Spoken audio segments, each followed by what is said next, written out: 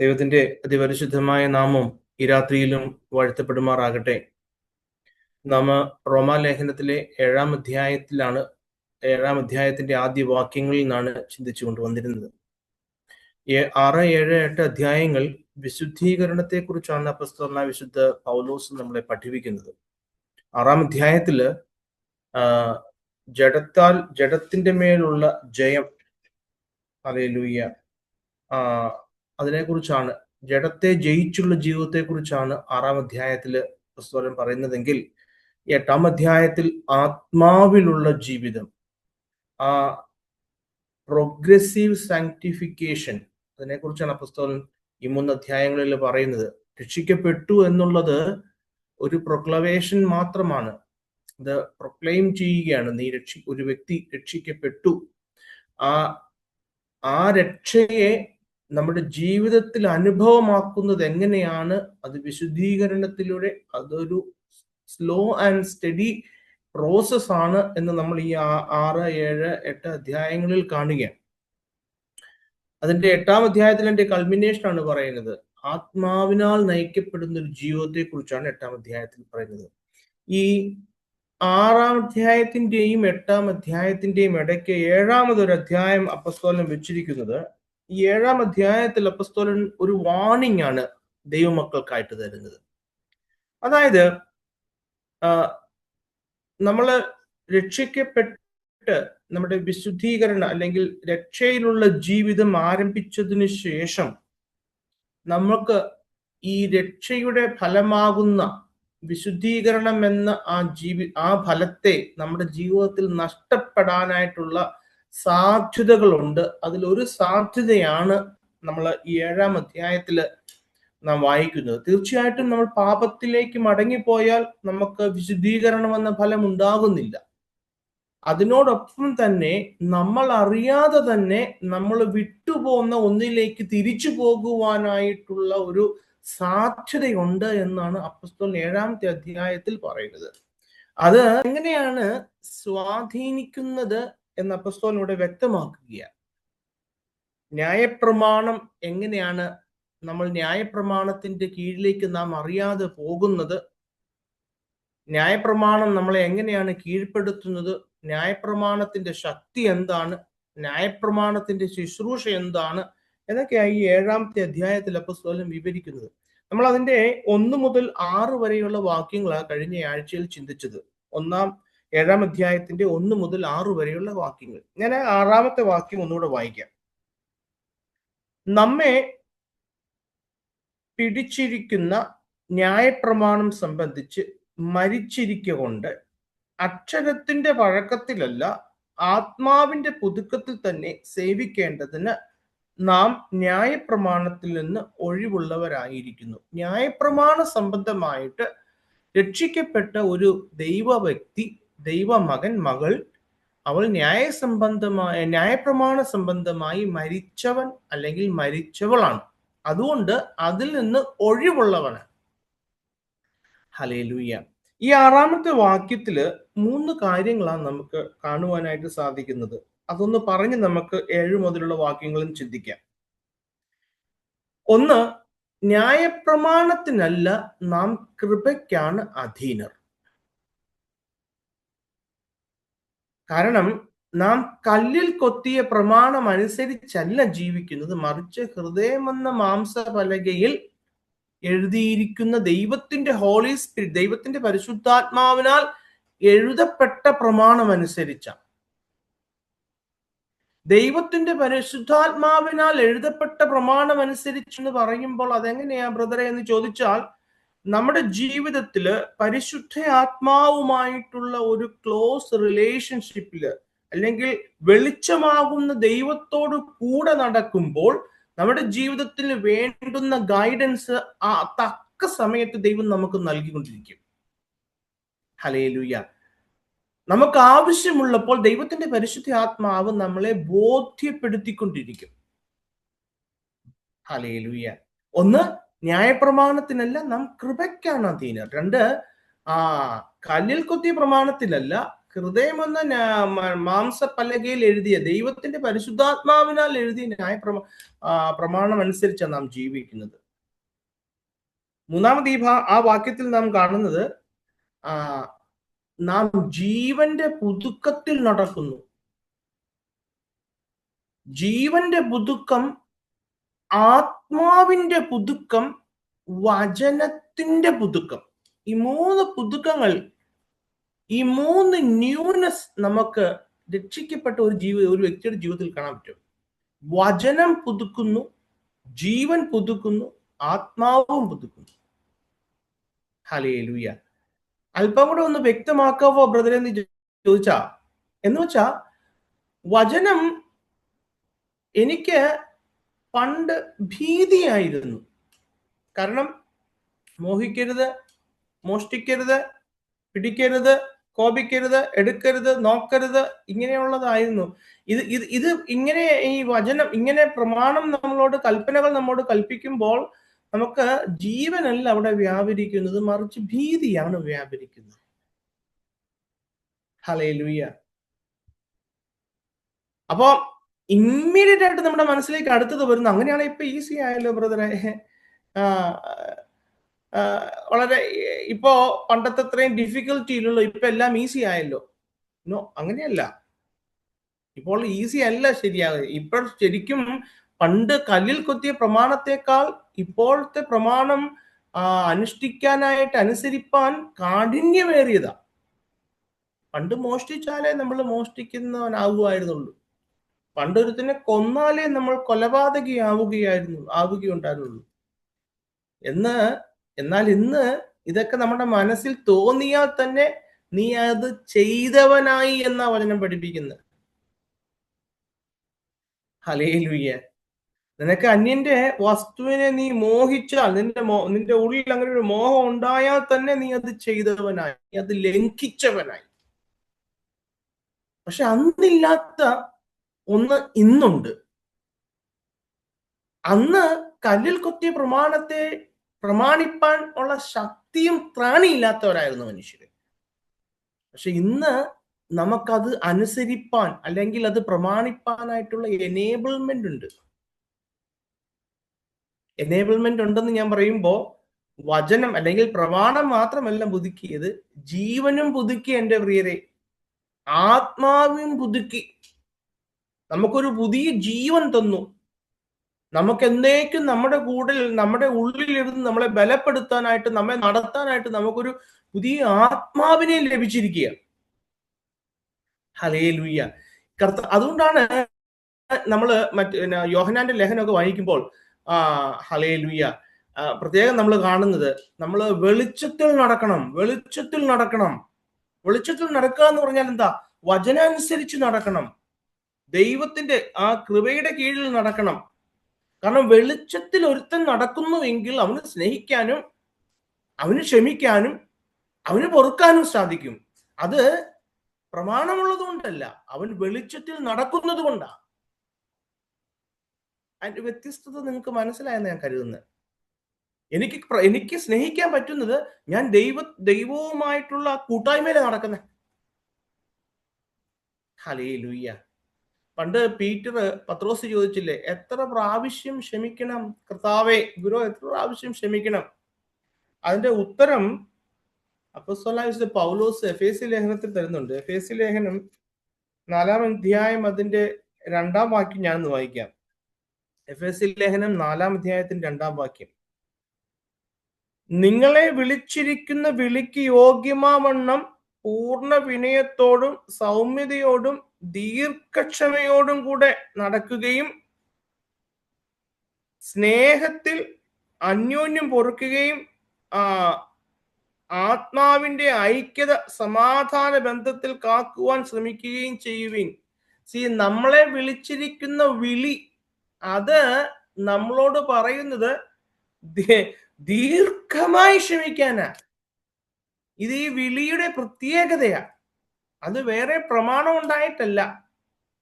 നമ്മളെ വിളിച്ചിരിക്കുന്നത് ഈ ദീർഘമായി ക്ഷമിച്ച് കാണിച്ച് മാതൃകയുള്ള ഒരു നേതാവിന്റെ കൂടെ കൂടാനാ. പണ്ട് കല്ലിൽ കൊത്തിയ പ്രമാണങ്ങൾ ഉണ്ടായിരുന്നപ്പോൾ നമുക്ക് മാതൃകകളില്ലായിരുന്നു. പക്ഷെ ഇന്ന് ഹൃദയത്തിൽ എഴുതിയ പ്രമാണത്തിലേക്ക് വരുമ്പോൾ ദ പ്രൈം മോഡൽ ആയിട്ട് നമ്മുടെ കർത്താവ് നിൽക്കുകയാണ്. ഏതിന്റെയും മാതൃക. ഞാൻ ഇങ്ങനെ ചെയ്യുവിൻ, ഇപ്രകാരം ചെയ്യുവിൻ, ഞാൻ ചെയ്തതുപോലെ ചെയ്യുവിൻ, ഞാൻ സ്നേഹിച്ചതുപോലെ നിങ്ങൾ സ്നേഹിക്കുവിൻ. സി, ഒരു അൾട്ടിമേറ്റ് എക്സാമ്പിൾ നമ്മുടെ മുമ്പിലുണ്ട്. ഹല്ലേലൂയ. ദീർഘമായി ക്ഷമിക്കുക. അപ്പൊ ഉടനെ നമ്മുടെ ഉള്ളിലേക്ക് അടുത്ത ചിന്ത വരാം, ബ്രദറെ, രക്ഷിക്കപ്പെട്ടവർക്കൊക്കെ ഇങ്ങനെ വഴക്കും കൊണ്ടാവും, അന്യനും പൊറുക്കേണ്ട ആവശ്യമൊക്കെ ഉണ്ടോ? തീർച്ചയായിട്ടും ഉണ്ട്. ഈ 4-ാം അധ്യായത്തിന്റെ 32-ാമത്തെ വാക്യം നോക്കിക്കേ. നിങ്ങൾ തമ്മിൽ, ആരാ? ദൈവമക്കളെ കുറിച്ച് പറയുന്നത്. നിങ്ങൾ തമ്മിൽ ദയയും മനസ്സലിവുമുള്ളവരായി ദൈവം ക്രിസ്തുവിൽ നിങ്ങളോട് ക്ഷമിച്ചതുപോലെ അന്യോന്യം ക്ഷമിക്കുവീൻ. ദൈവം എങ്ങനെയാ ക്ഷമിച്ചത് ക്രിസ്തുവിൽ നമ്മളോട്? ഹല്ലേലൂയ. ദൈവം എങ്ങനെയാ ക്രിസ്തുവേശുവിൽ നമ്മളോട് ക്ഷമിച്ചത്? ഒരു കണക്കും നോക്കാതെ, ഒരു കണക്കും ബാക്കി വെക്കാതെ, മുൻപോട്ട് എത്ര കടും ചുവപ്പായിട്ടുള്ള പാപമായിരുന്നെങ്കിലും നമ്മെ ക്രിസ്തുവേശുവിൽ നമ്മളോട് ക്ഷമിച്ചിരിക്കുക. വചനം പറയുന്നത്, ക്ഷമിച്ചതൊക്കെയും പിറകിൽ എറിഞ്ഞു കളഞ്ഞു, സമുദ്രത്തിന്റെ ആഴിയിൽ കുഴിച്ചിട്ടു. ഹല്ലേലൂയ. കാർമുകിലിനെ പോലെ മായ്ച്ചു കളഞ്ഞു. അവിടുന്ന് ഒരു കണക്കും ഓർക്കുന്നില്ല, ഒരു കണക്കും വെച്ചിട്ടുമില്ല. ഉദയം അസ്തമയത്തോടകന്നിരിക്കുന്നത് പോലെ ഹല്ലേലൂയ നമ്മുടെ പാപങ്ങളെ അകറ്റി. Hallelujah, hallelujah. ഇതൊക്കെ ദൈവം നമ്മളോട് ചെയ്തിരിക്കുന്ന. ഹല്ലേലൂയ. പക്ഷെ നാം തയ്യാറല്ല. കാരണം നമുക്ക് ക്ഷമിക്കാൻ പറ്റുന്ന ഒരു ആത്മാവിനെ നമ്മുടെ ഉള്ളങ്ങളിൽ, ഇപ്രകാരം പൊറുക്കാൻ പറ്റുന്ന ഒരു ആത്മാവിനെ നമ്മുടെ ഉള്ളങ്ങളിൽ ദൈവം തന്നിട്ടുണ്ട്. ഹല്ലേലൂയ. പക്ഷെ നമ്മളിപ്പോഴും അങ്ങനെയല്ല. ഈ വഴക്കും ഈ വേറൊരു ആത്മാവിനെയും കൊണ്ടാണ് നടക്കുന്നത്. ഹല്ലേലൂയ. കാരണം നമുക്കെല്ലാറ്റിനും ഓരോ കാരണമുണ്ടല്ലോ. എത്ര പ്രാവശ്യ ബ്രദറെ, ഞാനല്ലേ, അവനല്ലേ വരേണ്ടത്, ഞാനല്ലല്ലോ തെറ്റ് ചെയ്തത്. ഈ ഒരു ചിന്തയാണ് നമ്മുടെ ഉള്ളങ്ങളിൽ ഭരിക്കുന്നത്. എന്റെ പ്രിയരെ, അവനല്ല വരേണ്ടത്, ഞാനാ പോകേണ്ടത്. ഇതാണ് നമുക്കുള്ള പ്രമാണം. അവനല്ല ഇങ്ങോട്ട് വരേണ്ടത്, ഞാൻ അങ്ങോട്ടാ പോകേണ്ടത്. ഹല്ലേലൂയ. കാരണം ഈ ഹൃദയത്തിൽ ദൈവത്തിന്റെ പരിശുദ്ധാത്മാവിനാൽ എഴുതിയിരിക്കുന്ന പ്രമാണത്തെ ഒറ്റ വാക്കിൽ നാം സംഭരിച്ചാൽ, it is known as just love. ദൈവ സ്നേഹം, നമ്മളോട് കാണിച്ച സ്നേഹം. ഈ പ്രമാണങ്ങളുടെ എല്ലാം ഒരു സമ്പൂർണതയാ സ്നേഹം. അതുകൊണ്ടാണ് ദൈവം പറയുന്നത്, നിങ്ങൾ സ്നേഹം ധരിക്കുവിൻ. യോഹന്നാൻ പറയുന്നില്ലേ തന്റെ ലേഖനത്തിൽ, സ്നേഹം ധരിക്കുവിൻ. അപ്പോസ്തലന്മാരൊക്കെ പറഞ്ഞതാ സ്നേഹം. അല്ലെങ്കിൽ നാം നമുക്ക് തന്നെ ദോഷം ചെയ്യുന്നു. 1 യോഹന്നാന്റെ ലേഖനം 1-ാം അധ്യായം അതിന്റെ 6-ാം വാക്യം ഒന്ന് വായിച്ചാൽ, 1 ജോൺ 1:6. നമ്മളൊരല്പം വചനത്തിൽ നിന്ന് നമ്മൾ വന്ന ട്രാക്കിൽ നിന്ന് അല്പം വിട്ടു. കാരണം ഇതൊന്നും അല്പം ഒന്ന് അർത്ഥം അതൊന്ന് മനസ്സിലാക്കാം. കാരണം നമ്മൾ വചനത്തെ പുതുക്കി, ആത്മാവിനെ പുതുക്കി, ജീവനെ പുതുക്കി. ഹല്ലേലൂയ. അപ്പൊ അതെങ്ങനെയാ നമ്മളെ? കാരണം നമ്മൾ നടക്കുന്നത് ദൈവത്തോടൊത്താ നടക്കുന്നത്, ദൈവത്തോട് ചേർന്ന് നടക്കുന്നത്. പണ്ട് നമുക്ക് അങ്ങനെ അടുത്ത് നടക്കാൻ പറ്റില്ലായിരുന്നു പ്രിയരെ. ഹല്ലേലൂയ. പ്രധാന മഹാപുരോഹിതൻ പോലും തനിക്ക് തന്നെ യാഗം കഴിച്ചിട്ട് വന്ന് അതിപരിശുദ്ധ സ്ഥലത്ത് ജസ്റ്റ് വന്ന് അവിടെയും എന്തെങ്കിലും കളങ്കമുണ്ടെങ്കിൽ ജീവൻ നഷ്ടപ്പെടുന്ന അത്രയും പരിശുദ്ധനായ ദൈവത്തിന്റെ കൂടെ നടക്കാനൊന്നും മനുഷ്യന് പറ്റത്തില്ല. പക്ഷെ ഇന്ന് അതിന് നമുക്ക് സാധിക്കുന്നത് കാൽവരിയിലെ രക്തമാണ്. ഹല്ലേലൂയ. 1 യോഹന്നാന്റെ ലേഖനം 1:6 വാക്യത്തിൽ അവനോട് കൂട്ടായ്മ ഉണ്ടെന്ന് പറയുകയും ഇരുട്ടിൽ നടക്കുകയും ചെയ്താൽ നാം ഭോഷ്ക് പറയുന്നു. നാം നമുക്ക് തന്നെ ദോഷം ചെയ്യുകയാണ് ചെയ്യുന്നത്. അതിന്റെ 8-ാം വാക്യം വായിച്ചാൽ നമുക്ക് പാപമില്ല എന്ന് നാം പറയുന്നു, എങ്കിൽ നമ്മെ തന്നെ വഞ്ചിക്കുന്നു. 10-ാം വാക്യത്തിലേക്ക് വരുമ്പോൾ നാം പാപം ചെയ്തിട്ടില്ല എന്ന് പറയുന്നുവെങ്കിൽ അവനെ അസത്യവാദാക്കുന്നു, അവന്റെ വചനം നമ്മിൽ ഇല്ലാതെ. ഹല്ലേലൂയ. എന്റെ പ്രിയരെ, ഞാനിത് നമുക്ക് ഈ വചന പഠനമൊക്കെയും നമ്മളെ സ്വയം വിചിന്തനം ചെയ്യേണ്ടതിനാണല്ലോ. ശരിക്കും ഇന്ന് നമുക്ക് സഭകളിലേക്ക് നോക്കിയാൽ ക്രിസ്ത്യൻസ് ഓഫ് വേർഡ്സേ ഉള്ളൂ, ക്രിസ്ത്യൻസ് ഓഫ് ഡീഡ്സ് ഇല്ല. പ്രവർത്തിക്കുന്ന ക്രിസ്ത്യാനികളെ കാണല്ല. വാചകമടിക്കുന്ന ക്രിസ്ത്യാനികൾ ഒരുപാടുണ്ട്, വാചകമടിക്കുന്നവർ. ഹല്ലേലൂയ. ആ വ്യക്തി പ്രാർത്ഥിച്ചതിന്റെ വാക്കും വ്യാകരണവും ഉച്ചാരണവും ശരിയായോ എന്ന് നോക്കിയിരിക്കുന്ന വ്യക്തികളുണ്ട് കൂട്ടായ്മകളിൽ. എന്റെ പ്രിയരെ, ഇതെല്ലാം ശരിയായാലും സ്നേഹമില്ലെങ്കിൽ ഒന്നുമില്ല. ഇതെല്ലാം ശരിയാകുമ്പോഴും നമുക്ക് സ്നേഹമില്ലാതെയും ഇരിക്കുക. മനസ്സിലായി? എന്റെ പ്രാർത്ഥനയൊക്കെ എനിക്ക് ഭയങ്കര കൃത്യമാണ്. പ്രാർത്ഥനയൊക്കെ നല്ല നല്ല ഗുഡ് ക്രിസ്ത്യൻ ലിറ്ററേച്ചറിൽ എനിക്ക് പ്രാർത്ഥിക്കാൻ അറിയാം. ഇതൊക്കെ ഉണ്ടെങ്കിൽ നമുക്ക് സ്നേഹമില്ലാതിരിക്കുക. അതുകൊണ്ടാണ് കർത്താവ് പറയുന്നത്, ഞാൻ നിങ്ങളുടെ അധരങ്ങളിലേക്കല്ല നോക്കുന്നത്, ഞാൻ നിങ്ങളുടെ അന്തരിന്ദ്രിയങ്ങളിലേക്ക് നോക്കി അളക്കുന്നവൻ, നിങ്ങളുടെ അന്തരിന്ദ്രിയങ്ങളെ അറിയുന്നവൻ. ഹല്ലേലൂയ. അപ്പൊ വാക്കുകളൊന്നും ശരിയാവണ്ടേ ബ്രദറെ? അങ്ങനെയല്ല. കർത്താവ് മത്തായി 5:37 പറയുന്നുണ്ട്, നിങ്ങളുടെ വാക്ക് ഉവ എന്നും ഇല്ല ഇല്ല എന്നും തന്നെ ആയിരിക്കട്ടെ. ഹല്ലേലൂയ. എന്റെ പ്രിയരെ, അതുകൊണ്ട് ഈ ജീവന്റെയും വചനത്തിന്റെയും ആത്മാവിന്റെയും ഒരു പുതുക്കം നമ്മുടെ ജീവിതത്തിൽ ഉണ്ടാവണം. കാരണം ഇതെങ്ങനെയാ ഈ പുതുക്കം ഉണ്ടാവുന്നത്? കൂട്ടായ്മയിലൂടെയാ, കർത്താവുമായിട്ടുള്ള കൂട്ടായ്മയിലൂടെയാ പുതുക്കം ഉണ്ടാവും. പക്ഷെ ഈ കൂട്ടായ്മ വിട്ട്, നമ്മുടെ കൂട്ടായ്മ പണ്ട് വിട്ടുപോകുന്ന ഭർത്താവിനോട് ആയാൽ, പണ്ട് ഏത് ഭർത്താവിനെ വിട്ടുപോകുന്നു? ഈ റോമാലേഖനത്തിന്റെ 7-ാം അധ്യായത്തിന്റെ അടിസ്ഥാന പ്രകാരം ന്യായപ്രമാണം എന്ന ഭർത്താവിനെ വിട്ടുപോകുന്നതാണ് നമ്മൾ. ആ ഭർത്താവ് ഇപ്പോഴും മരിക്കാൻ നിൽക്കുക. ആ ഭർത്താവ് നീ എന്താ എന്നെ ഇട്ടുവെച്ച് പോയെന്ന് പറഞ്ഞ് നിൽക്കുക. നമ്മൾ എപ്പോ തിരിച്ചു വന്നാലും സ്വീകരിക്കാൻ റെഡിയായിട്ട് നിൽക്കുക.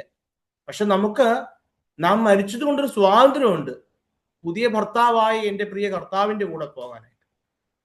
ഹല്ലേലൂയ. പക്ഷെ നമ്മുടെ തല നമ്മൾ ആ പഴയ ഭർത്താവിന്റെ കീഴിൽ കൊണ്ടുവച്ചാൽ, എൻ്റെ പ്രിയരെ, നമ്മളിൽ ഉണ്ടാകേണ്ട വിശുദ്ധീകരണം എന്ന ഫലം ഉണ്ടാകില്ല. കാരണം സ്നേഹത്തിൽ നിന്നുളവാകുന്നതൊന്നും സ്നേഹത്തിൽ നിന്നുളവാകാത്തതൊന്നും ഫലം കാണില്ല പ്രിയരെ. ഹല്ലേലൂയ.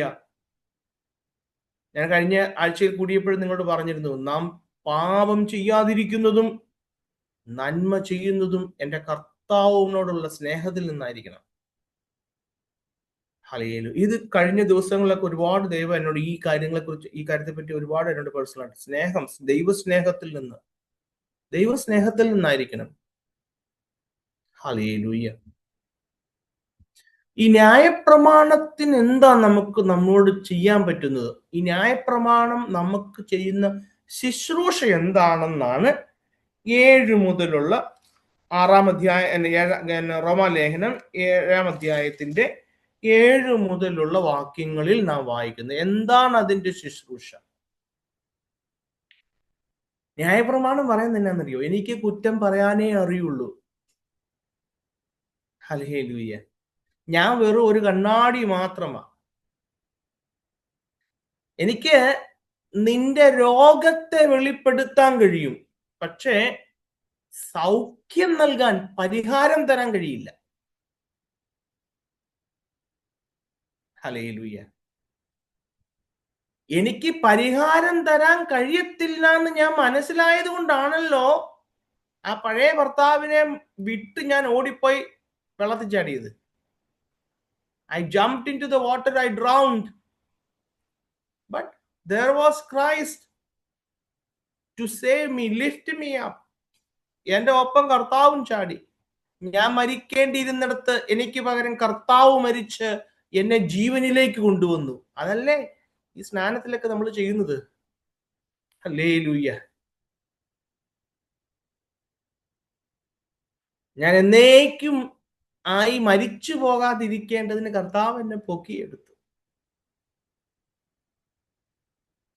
അപ്പൊ തുടർന്ന് നമ്മൾ ആ വാക്യങ്ങളെ ചിന്തിക്കുമ്പോൾ എന്താണ് ഞാൻ പറഞ്ഞല്ലോ, ആദ്യം നമ്മൾ 6 വാക്യങ്ങളിൽ നമ്മൾ കാണുന്നത് ന്യായപ്രമാണത്തിന്റെ ശക്തിയെ കുറിച്ചാണ് കാണുന്നത്. ഹല്ലേലൂയ. ന്യായപ്രമാണത്തിന്റെ ശക്തി. തുടർന്ന് ന്യായപ്രമാണത്തിന്റെ ശുശ്രൂഷ, ദ മിനിസ്ട്രി ഓഫ് ലോ. എന്താണ് മിനിസ്ട്രി ഓഫ് ലോ? ഹല്ലേലൂയ. റോമാലേഖനം 7-ാം അധ്യായത്തിന്റെ 7 മുതൽ 13 വരെയുള്ള വാക്യങ്ങളിലാണ് നമ്മളത് കാണുന്നത്. നമുക്കതെല്ലാം ചിന്തിക്കുവാനായിട്ടുള്ള സമയമില്ല. അതിൽ 4 ശുശ്രൂഷകളുണ്ട്. അത് 2 മാത്രം നമുക്ക് ചിന്തിക്കാം. Hallelujah. Why the law? The law is relevant. ഈ ന്യായപ്രമാണം ഇത്ര ഇമ്പോർട്ടന്റ് ആണോ? യെസ്. ആൻഡ് സെവറൽ റീസൺ ഉണ്ട്. ഒന്നാമത്തെ കാരണം അതിന്റെ 7-ാം വാക്യത്തിൽ നമ്മൾ വായിക്കുന്നത്. അതിന്റെ 7-ാം വാക്യം ഞാൻ വായിക്കാം. ആകയാൽ നാം എന്തു പറയുന്നു? ന്യായപ്രമാണം പാപമെന്നോ? ഒരു നാളും വരുത്.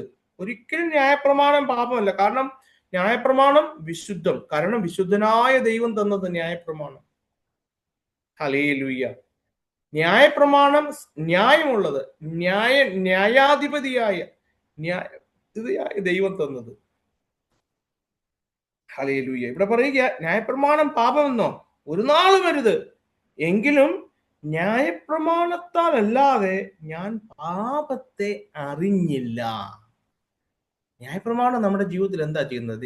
It reveals our sin.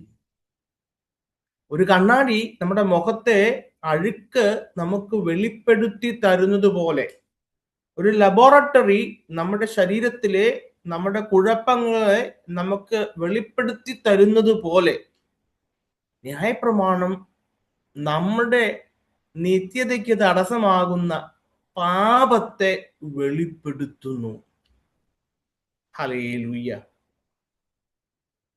റോമാലേഖനം 3-ാം അധ്യായത്തിന്റെ 20-ാം വാക്യത്തിൽ നമ്മൾ നേരത്തെ കണ്ടതാ. 3:20 നാം വായിക്കുന്നുണ്ട്.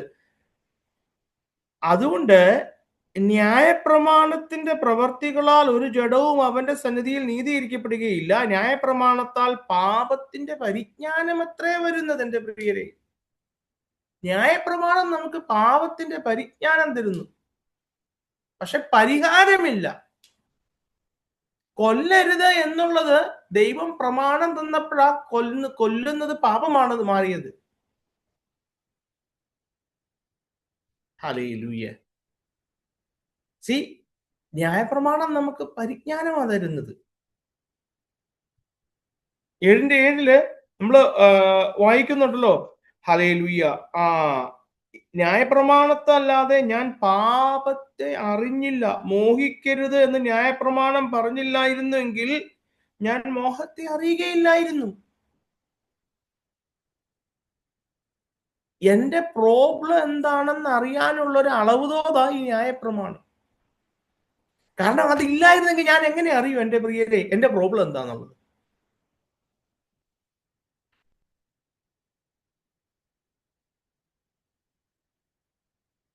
ഒരു കവി ഇപ്രകാരം പാടിയിട്ടുണ്ട്: കണ്ണാടി കാണുമ്പോളം നന്നെന്ന് നിരൂപിക്കും എത്രയോ വിരൂപന്മാർ. കണ്ണാടി കാണുന്നത് വരെയുള്ള നന്ന് കണ്ടു കഴിയുമ്പോൾ മനസ്സിലാകും തന്നിലുള്ള വിരൂപത എന്താണെന്നുള്ളത്. ഈ കണ്ണാടി ഇല്ലായിരുന്നെങ്കിൽ നമ്മളെല്ലാവരും ചിന്തിച്ചാലും നമ്മളെല്ലാം ഓക്കെ ആണ്, ഇല്ലേ? നമുക്കൊന്നും ഒരു പ്രശ്നവും ഇല്ലായിരുന്നു.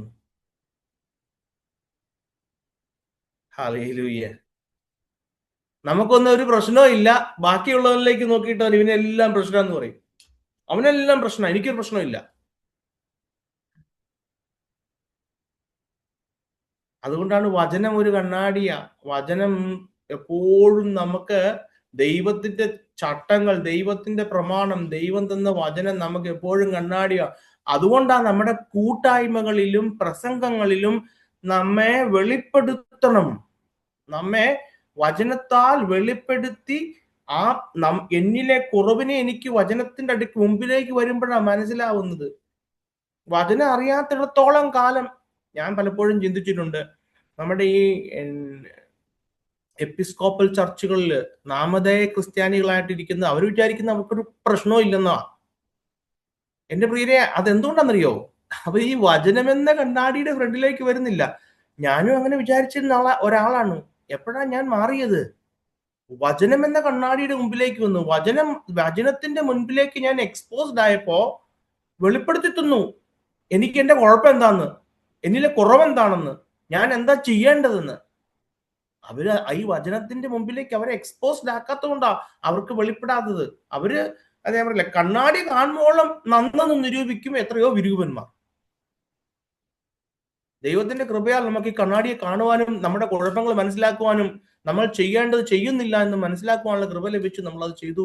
അതുകൊണ്ടാണ് നമുക്ക് ഇപ്രകാരം ദൈവ മക്കളായി തീരുവാനുള്ള കൃപ ലഭിച്ചത് എന്റെ പ്രിയരെ. ഹല്ലേലൂയ. അല്ലെങ്കിൽ നമ്മൾ മറ്റുള്ളവരെ നോക്കിയിട്ട് പറഞ്ഞുകൊണ്ടിരിക്കും, പക്ഷെ നമ്മുടെ കുഴപ്പം എന്താണെന്ന് അറിയത്തില്ല. റോമാലേഖനം 4-ാം അധ്യായത്തിന്റെ 5-ാം വാക്യത്തിൽ, 4-ാം അധ്യായത്തിന്റെ 15-ാം വാക്യം, 4:15 നമ്മൾ വായിക്കുന്നത്, ന്യായപ്രമാണോ കോപത്തിന് ഹേതുവാകുന്നു, ന്യായപ്രമാണം ഇല്ലാത്തിടത്ത് ലംഘനവുമില്ല. ഹല്ലേലൂയ. എന്റെ പ്രിയരെ, പാപം ലംഘനമാണ് എന്ന് നമ്മളെ പഠിപ്പിച്ചത് ന്യായപ്രമാണമാണ്. ഹല്ലേലൂയ. പാപം ലംഘനം അല്ലെങ്കിൽ ന്യായപ്രമാണം ഇല്ലാത്തിടത്ത് ലംഘനവും ഇല്ല.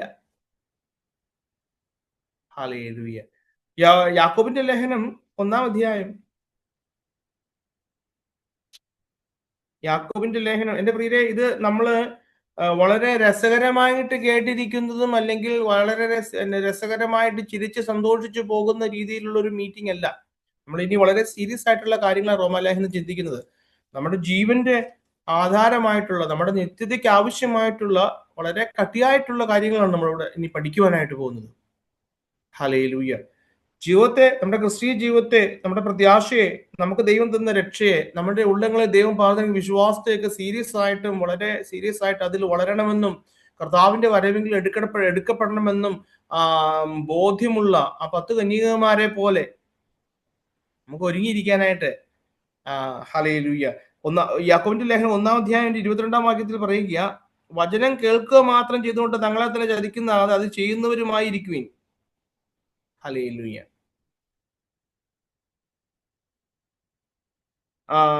ഒരുത്തൻ വചനം കേൾക്കുന്നത് എങ്കിലും ചെയ്യാത്തവനായിരുന്നാൽ അവൻ തന്റെ സ്വാഭാവിക മുഖം കണ്ണാടിയിൽ നോക്കുന്നവനോട് തുല്യൻ.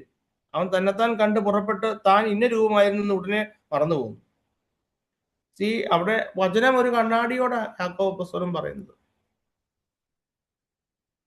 വചനം എന്ന കണ്ണാടിക്ക് അല്ലെങ്കിൽ ന്യായപ്രമാണം എന്ന കണ്ണാടിക്ക് നമ്മുടെ അഴുക്ക് മാറ്റുവാനായിട്ട് കളയുകയില്ല, സാധിക്കത്തില്ല. പക്ഷെ നമ്മുടെ പ്രശ്നം എന്താണെന്ന് പറഞ്ഞു തരാൻ സാധിക്കും. നമ്മൾ ഈ പോലീസ് സ്റ്റേഷനിലൊക്കെ ചെന്ന് കഴിഞ്ഞാൽ, പോലീസ് സ്റ്റേഷന്റെ ഈ അവിടെയൊക്കെ ഈ വലിയ നീട്ടത്തിലുള്ള ഒരു കണ്ണാടി വെച്ചിട്ടുണ്ട്. നീട്ടത്തിലെ കണ്ണാടി പോലീസുകാർ കയറി വരുമ്പോഴത്തേന് അവരുടെ കണ്ണാടി നോക്കിയിട്ട് അവര് നോക്കും, നോ യുവർ സെൽഫ്. ആ യൂണിഫോം ഒക്കെ ഇട്ടാണ് കറക്റ്റ് ആണോ, ടൈയൊക്കെ ബെൽറ്റ് ഒക്കെ ഇട്ടിരിക്കുന്ന നോ യുവർ സെൽഫ്. ഇത് തന്നെയാ ന്യായപ്രമാണവും നമ്മൾ ചെയ്യുന്നത് പ്രിയരെ, നമ്മളെ അറിയേണ്ടതിന്. ഹല്ലേലൂയ. ഈ ന്യായപ്രമാണം എത്രയുണ്ടെന്ന് ഇപ്പോഴും പലർക്കും പല ചിന്തകളുണ്ട്. പക്ഷെ 10 കൽപ്പനകളെ കുറിച്ച് നമുക്ക് എല്ലാവർക്കും അറിയാം അല്ലേ? 10 കമാൻഡ്മെന്റ്സ്. എനിക്ക് തോന്നുന്നു 10 കമാൻഡ്മെന്റ്സിൽ ആദ്യത്തെ 9 കാര്യവും നമ്മുടെ ശരീരത്തിന് പുറത്ത് നടക്കുന്ന കാര്യമാണ്. അത് ന്യായപ്രമാണം വഴി നമുക്ക് ന്യായപ്രമാണം വെച്ച് നമുക്ക് കണ്ടുപിടിക്കാനായിട്ട് സാധിക്കും. പക്ഷെ 10ാമത്തത് എന്താ? 10ാമത്തെ ഡു നോട്ട് കവറ്റ്, മോഹിക്കരുത്. നാം നമ്മുടെ ഉള്ളങ്ങളിൽ മോഹിച്ചോ ഇല്ലയോ എന്ന് നമുക്ക് എങ്ങനെ അറിയാൻ പറ്റുന്നത്? അത് കർത്താവിന് മാത്രമേ അറിയാൻ പറ്റുള്ളൂ.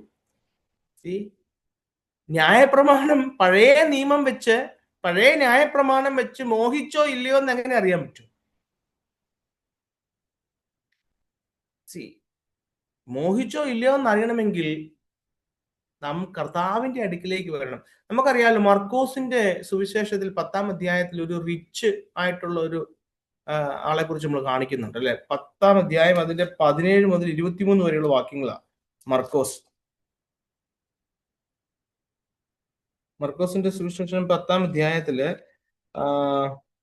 ഒരു യുവപ്രമാണി കർത്താവിന്റെ അടുക്കല് വന്നിട്ട് പറയുന്നുണ്ട് 17 മുതലുള്ള വാക്യങ്ങളില്, ഒരുവൻ ഓടി വന്ന് അവന്റെ മുമ്പിൽ കുട്ടുകുത്തി, നല്ല ഗുരു, നിത്യജീവനെ അവകാശമാക്കുവാൻ ഞാൻ എന്ത് ചെയ്യണമെന്ന് അവനോട് ചോദിച്ചു. അതിന് യേശു, എന്നെ നല്ലവൻ എന്ന് പറയുന്നത് എന്ത്? ദൈവം ഒരുവല്ലാതെ ആരുമില്ല. കൊല ചെയ്യരുത്, വ്യഭിചാരം ചെയ്യരുത്, മോഷ്ടിക്കരുത്, കള്ളസാക്ഷ്യം പറയരുത്, ചതിക്കരുത്, നിന്റെ അപ്പനെ അമ്മയും ബഹുമാനിക്കുക എന്നീ കൽപ്പനകളെ നീ അറിയുന്നുവല്ലോ എന്ന് പറഞ്ഞു. അവനോട്, ഗുരു, എനിക്കിതെല്ലാം നന്നായിട്ട് അറിയാം, ഇതൊക്കെ ഞാൻ ചെറുപ്പം മുതൽ പ്രമാണിച്ചും പോരുന്നു ഗുരു. യേശു അവനെ നോക്കിയിട്ട് അവനെ സ്നേഹിച്ച്, ഒരു കുറവ് നിനക്കുണ്ട്. നീ പോയി നിനക്കുള്ളതെല്ലാം വിറ്റ് ദരിദ്രർക്ക് കൊടുക്കുക, എന്നാൽ നിനക്ക് സ്വർഗത്തിൽ നിക്ഷേപം ഉണ്ടാവും. പിന്നെ ഒന്നിനെ അനുഗമിക്കുക. അവൻ വളരെ സമ്പത്തുള്ളവനാകൊണ്ടും ഈ വചനത്തിങ്കിൽ വിഷാദിച്ച് ദുഃഖിതനായി പൊക്കളഞ്ഞു. യേശു കർത്താവ് അവന്റെ ഉള്ളങ്ങളിലേക്ക് നോക്കിയപ്പോൾ അവന്റെ ഉള്ളങ്ങളിൽ പുറത്തുള്ളവർക്ക് കണ്ടുപിടിക്കാൻ പറ്റാത്ത ഒളിഞ്ഞിരുന്ന ഒരു പാപ സ്വഭാവം അവന്റെ ഉള്ളങ്ങളിൽ ഉണ്ടായിരുന്നു. കർത്താവ് അന്തരിന്ദ്രിയങ്ങളിലേക്ക് നോക്കിയപ്പോൾ അവന് സമ്പത്തിനോടുള്ള ആഗ്രഹം. ഹല്ലേലൂയ. അത് മറ്റാർക്കും മനസ്സിലാക്കാം, കാരണം ബാക്കിയുള്ള 9 പ്രമാണങ്ങളും അവൻ ചെയ്യുന്നുണ്ട്. സമ്പത്തിനോടുള്ള മോഹം. ഹല്ലേലൂയ.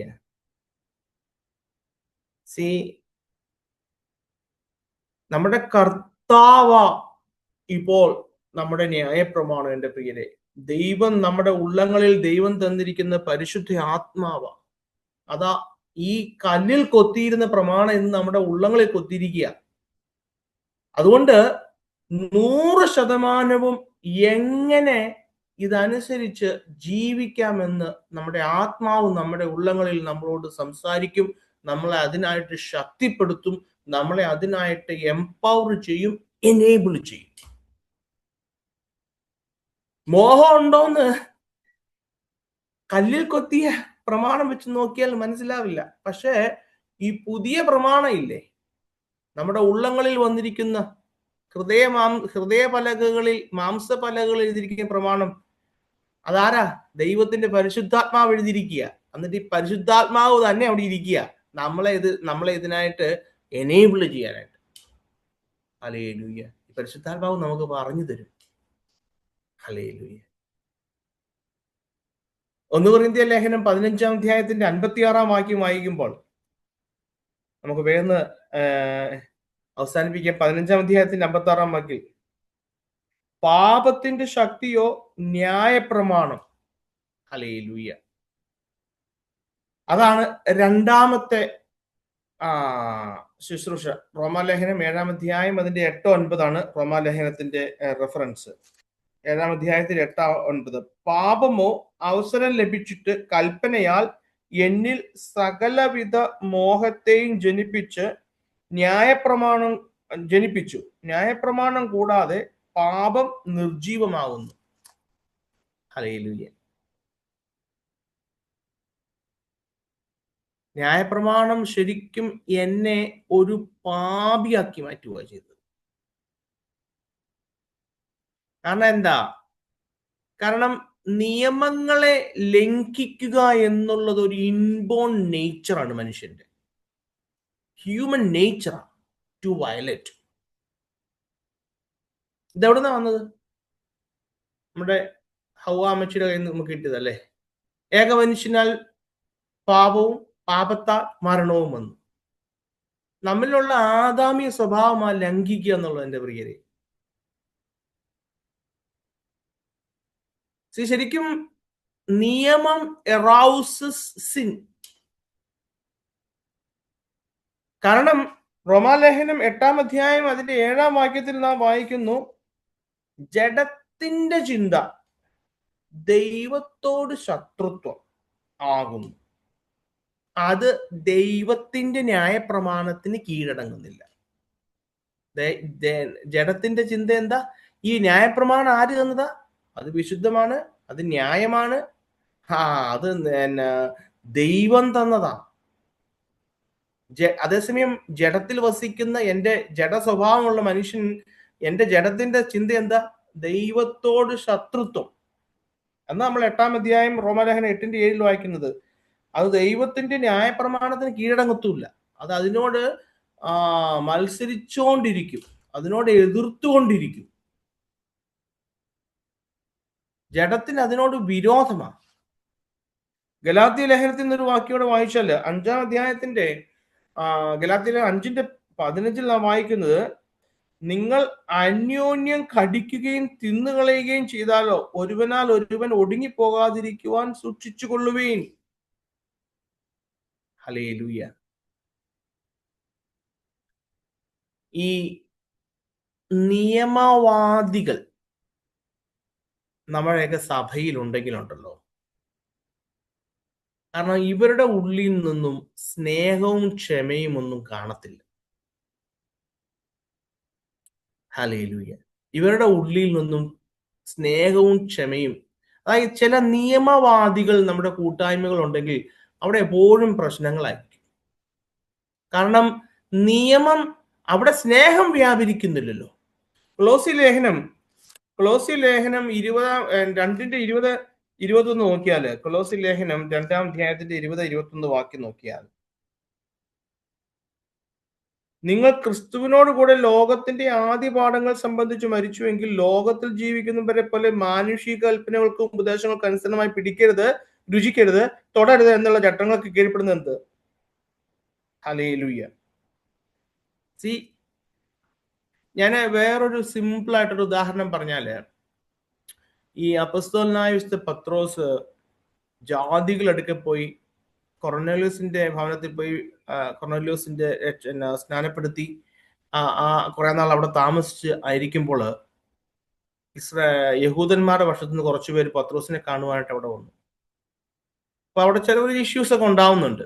അതിനുശേഷം പത്രോസ് തിരിച്ചു വന്നപ്പോൾ, യെരുശലേമിൽ വന്നപ്പോൾ, യഹൂദന്മാർ പത്രോസിനോട് പറഞ്ഞ ഒരു കംപ്ലൈന്റ് എന്താണെന്നറിയോ? ജാതികളോടൊപ്പം പോയി നീ ഇരുന്ന് തിന്നു. അതാണ് അവരുടെ പ്രശ്നം. നിയമവാദികൾ എപ്പോഴും അങ്ങനെയാ. അവർക്ക് വന്ന പരിശുദ്ധാത്മാവ് ഒന്നും അവർക്ക് പ്രശ്നമില്ല, അവർക്ക് ലഭിച്ച ആത്മസ്നാനം ഒന്നും പ്രശ്നമില്ല, അതൊക്കെ ഓക്കെ. നീ അവരുടെ കൂടെ പോയി തിന്നു. നിയമവാദികൾ എപ്പോഴും ഇങ്ങനെ ഒരു അൺഇമ്പോർട്ടന്റ് ആയിട്ടുള്ള കാര്യങ്ങൾക്ക് എപ്പോഴും ഒരു ഇമ്പോർട്ടൻസ് ഉണ്ട്. ഹല്ലേലൂയ. എന്റെ പ്രിയരെ, നാം ചട്ടങ്ങൾക്കല്ല പ്രിയരെ കീഴ്പ്പെട്ടിരിക്കേണ്ടത്. സിമ്പിൾ ആയിട്ടുള്ള അല്ലെങ്കിൽ പെറ്റി ആയിട്ടുള്ള ചട്ടങ്ങൾക്കല്ല, ക്രിസ്തുവിന് കീഴ്പ്പെട്ടിരിക്കണം. ക്രിസ്തുവിന് കീഴ്പ്പെട്ടിരിക്കുന്ന ഒരു വ്യക്തിയാണെങ്കിൽ ക്ഷമിക്കുവാനും സ്നേഹിക്കുവാനും പൊറുക്കുവാനും സാധിക്കും. ഹല്ലേലൂയ. നമ്മൾ അൺഇമ്പോർട്ടന്റ് ആയിട്ടുള്ള കാര്യങ്ങൾക്ക് ഇമ്പോർട്ടൻസ് കൊടുക്കും, ഇമ്പോർട്ടന്റ് ആയിട്ടുള്ള കാര്യങ്ങൾക്ക് അൺഇമ്പോർട്ടൻസ് കൊടുക്കും.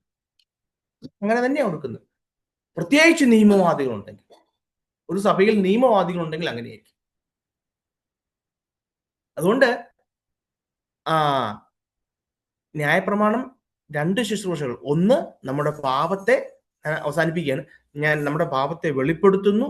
2, നമ്മുടെ മോഹത്തെ ജനിപ്പിച്ച് നമ്മളെ പാപിയാക്കുന്നു.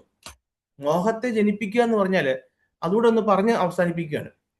ഈ ചെയ്യരുത് എന്നൊരു നമ്മളിപ്പോ ഒരു കുട്ടിയോട് ഞാനിപ്പോ വരാം, നീ ഇവിടുന്ന് എഴുന്നേക്കരുതെന്ന് പറഞ്ഞാൽ തീർച്ചയായിട്ടും ആ കുട്ടി എഴുന്നേറ്റിരിക്കും. അത് നമ്മൾ പറയാതെ പോവുകയാണെങ്കിൽ ചിലപ്പോൾ ആ കുട്ടി പറയാതെ പോവുകയാണെങ്കിൽ ആ കുട്ടി അവിടെ നിന്ന് എഴുന്നേറ്റെന്ന് വരത്തില്ല.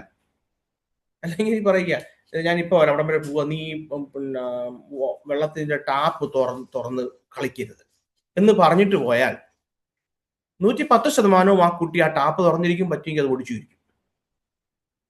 അത് ഈ breaking the law is inborn human nature. അതാ ഞാൻ പറഞ്ഞു, മോഹത്തെ ജനിപ്പിച്ച് നമ്മളെ പാപിയാക്കുക. അതാണ് അതിന്റെ രണ്ടാമത്തെ ശുശ്രൂഷ. ഹല്ലേലൂയ. 7-ാം 10-11 വാക്യങ്ങളിൽ ഈ ന്യായപ്രമാണം എന്നെ കൊല്ലുന്നു എന്നാണ് പുസ്തകം പറയുന്നത്. 12 മുതൽ 13 വരെയുള്ള വാക്യങ്ങളിൽ എന്നെ കഠിന പാപിയാക്കി തീർക്കുന്നു. ഹല്ലേലൂയ. എന്നെ കഠിന പാപി. പക്ഷെ ഞാൻ ഇതെല്ലാം പറയുമ്പോൾ നിങ്ങളുടെ ഉള്ളങ്ങളിൽ ഉണ്ടായിരിക്കണം, ഈ പ്രോബ്ലം ന്യായപ്രമാണത്തിന്റെ അല്ലേ, പ്രോബ്ലം എന്റെയാ. ഞാൻ ജഡികനാ, ഞാൻ ജഡ സ്വഭാവമുള്ളവനാ. അതാ പ്രശ്നം. ഞാൻ നേരത്തെ വായിച്ചല്ലോ, റോമാലേഖനം 8-ാം അധ്യായത്തിന്റെ 7-ാം വാക്യത്തിൽ ഞാൻ വായിച്ചല്ലോ, ജഡത്തിന്റെ ചിന്ത ദൈവത്തോട് ശത്രുത്വമാകുന്നു. അത് ദൈവത്തിന്റെ ന്യായപ്രമാണത്തിന് കീഴടങ്ങത്തില്ല. ജഡത്തിൽ വസിക്കുന്ന ജഡ സ്വഭാവമുള്ള ഞാൻ അതിന് കീഴടങ്ങത്തില്ല, അതിനോട് ശത്രുത്വമാകും. അതുകൊണ്ടാ എൻ്റെ പ്രിയരെ, പ്രമാണത്തിലേക്ക് പോയാൽ നമ്മുടെ ജീവിതത്തെ സ്നേഹത്തിൽ നിന്നല്ലാതെ ചില പ്രമാണങ്ങളുടെ കീഴിലേക്ക് പോയാൽ നമുക്ക് സന്തോഷവും സമാധാനവും സ്വാതന്ത്ര്യവും അനുഭവിക്കാൻ പറ്റത്തില്ല. അതാ ഇന്ന് പല സഭകളിലും പലർക്കും സന്തോഷവും സമാധാനവും സ്വാതന്ത്ര്യം ഇല്ലാത്തത്. അവർ ക്രിസ്തുവിന്റെ സ്നേഹം, ക്രിസ്തുവേശുവിലുള്ള ആ സ്വാതന്ത്ര്യം അനുഭവിക്കുന്നില്ല. ഹല്ലേലൂയ. ഇത് പറയുമ്പോ അന്നാ ബ്രദറെ ഞാൻ എന്നാ തോന്നിയ വഴിക്ക് ഇഷ്ടമുള്ള രീതി, അങ്ങനെയല്ല. ദൈവത്തിന്റെ ആത്മാവ് നമ്മളോട് ഡിക്റ്റേറ്റ് ചെയ്യും. ദൈവത്തിന്റെ ആത്മാവ് നമ്മളെ അറിയിക്കും. ചില കാര്യങ്ങളിൽ നാം എടുക്കുന്ന തീരുമാനങ്ങളിൽ തടസ്സങ്ങൾ വരും. അത് നമുക്ക് മനസ്സിലാക്കാനായിട്ട് സാധിക്കണം. എന്തേ അങ്ങനെ വരുന്നു? അത് നമുക്ക് അനുവദിച്ചിട്ടില്ല. ആ ദൈവം അവിടെ ബ്ലോക്ക് ചെയ്തിരിക്കുകയാണ്, അവിടെ അത് വേണ്ടെന്ന് വെച്ചിരിക്കുകയാണ്. ഹല്ലേലൂയ. എൻ്റെ പ്രിയരെ, അതുകൊണ്ട് നമ്മൾ ഈ കൂട്ടായ്മയിലായിരിക്കുമ്പോൾ നമുക്ക് നമ്മുടെ ഉള്ളങ്ങളിൽ ദൈവം തന്നിരിക്കുന്ന ആത്മാവിന്റെ ആ ഒരു നടത്തിപ്പനുസരിച്ച് പോകാനായിട്ട് നമുക്ക് സാധിക്കണം. പ്രമാണങ്ങൾക്കല്ല നമുക്ക് കീഴടങ്ങുന്നത്. പ്രമാണങ്ങൾ നമ്മളെ ശരിക്കും പാപിയാക്കുക ചെയ്യുന്നത്. ഹല്ലേലൂയ. നമുക്ക് ദൈവത്തോടുള്ള ബന്ധമാ വേണ്ടത്, ദൈവത്തോടുള്ള സ്നേഹബന്ധം. എൻ്റെ പ്രിയ ക്രിസ്തുയേശുവിൽ പ്രിയരെ, ഈ ഒരു ബന്ധം നമ്മുടെ ഉള്ളങ്ങളിൽ നാം ഉണ്ടാക്കിയെടുക്കണം. അങ്ങനെയെങ്കിൽ ആരെന്തു പറഞ്ഞാലും, എത്ര വലിയവെന്ന് പറഞ്ഞാലും, എനിക്ക് കർത്താവുമായിട്ടൊരു ബന്ധം ഉണ്ടെങ്കിൽ എനിക്ക് ഉറപ്പുണ്ട്, എൻ്റെ ഉള്ളങ്ങളിൽ ഒരു ദൃഢതയുണ്ട്, എനിക്ക് അവിടെ സ്വാതന്ത്ര്യമുണ്ട്. അതേസമയം ഞാൻ ന്യായപ്രമാണത്തിന്റെ അല്ലെങ്കിൽ ഞാൻ ഉണ്ടാക്കി വെച്ച ചില നിയമങ്ങളുടെ കീഴിലേക്ക് എന്നെ കൊണ്ട് വെച്ചാൽ അവിടെ എനിക്ക് സ്വാതന്ത്ര്യമില്ല. അവിടെ എപ്പോഴും ഭയവും, യോ ഞാനിന്ന് പോയില്ലല്ലോ, ഞാനിന്നത് ചെയ്തില്ലല്ലോ, എല്ലാ ആഴ്ചയും ചെയ്യുന്നതായിരുന്നല്ലോ, ഈ ആഴ്ച ചെയ്തില്ലായിരുന്നല്ലോ. അങ്ങനെ ചിന്തയുണ്ടോ? അങ്ങനെ ഒരു ചിന്തയുണ്ടോ? അങ്ങനെ ഉണ്ടെങ്കിൽ നമ്മൾ ആ സ്നേഹത്തിൽ നിന്നല്ല. എല്ലാവരും ഉപവസിക്കും, ഞാൻ ഉപവസിച്ചില്ലല്ലോ. എല്ലാവരും സ്തോത്രം പറയും, ഞാൻ സ്തോത്രം പറഞ്ഞില്ലല്ലോ. എന്റെ പ്രിയരെ, ഇതെല്ലാം ബന്ധത്തിൽ നിന്ന്, ദൈവവുമായിട്ടുള്ള സ്നേഹബന്ധത്തിൽ നിന്നാണ്. അല്ലാത്തതൊന്നും നമ്മുടെ വിശുദ്ധീകരണത്തിന്, നമ്മുടെ വിശുദ്ധിയിലുള്ള വളർച്ചയ്ക്ക് പ്രയോജനപ്പെടത്തില്ല. അതുകൊണ്ട് നമുക്ക് അതിനായിട്ട് ദൈവത്തോട് അപേക്ഷിക്കാം. ദൈവം അതിനായിട്ടുള്ള കൃപ നമുക്ക് നൽകട്ടെ. തുടർന്ന് നമുക്ക് അതിന്റെ ബാക്കിയുള്ള 10 മുതൽ 13 വരെയുള്ള വാക്യങ്ങൾ അടുത്ത ആഴ്ച ദൈവം അനുവദിച്ചാൽ, കർത്താവിന്റെ വരവ് താമസിച്ചാൽ നമുക്ക് ചിന്തിക്കാം. ഇതിന് ശേഷം 8-ാം അധ്യായം നിങ്ങൾക്ക് എല്ലാവർക്കും ഇഷ്ടപ്പെടുന്ന വളരെ ബ്യൂട്ടിഫുൾ ആയിട്ടുള്ള ഒരു ചാപ്റ്ററാണ് ആത്മാവിലുള്ള ജീവിതം. ശരിക്കും ഈ ചാപ്റ്റർ അങ്ങനെ ആരും എടുത്ത് പഠിപ്പിക്കാറില്ല. എന്നോട് കഴിഞ്ഞ ദിവസം ജെയിംസ് അങ്കിൾ ഇങ്ങനെ പറഞ്ഞു, ഈ ചാപ്റ്റർ ഇങ്ങനെ എടുത്ത് ആരും പഠിപ്പിക്കുന്നത് ഞാൻ കേട്ടിട്ടില്ല. കാരണം ഇതാണ് നമ്മൾ തുടർച്ചയായിട്ട് the all council of God, word of God. അപ്പൊ നമ്മൾ ഇങ്ങനെ പഠിച്ചു വരുമ്പോൾ നമുക്ക് ഒന്നും വിട്ടുകളയാൻ പറ്റില്ല. എല്ലാം പഠിച്ചു തന്നെ നമ്മൾ പോകാൻ വരും. ഹല്ലേലൂയ. ദൈവം നമ്മളെ എല്ലാവരും ധാരാളമായിട്ട് അനുഗ്രഹിക്കട്ടെ. സജീവ്രതനെ അൺമ്യൂട്ട് ചെയ്ത് പ്രാർത്ഥിച്ച് നമുക്ക് ഇന്നത്തെ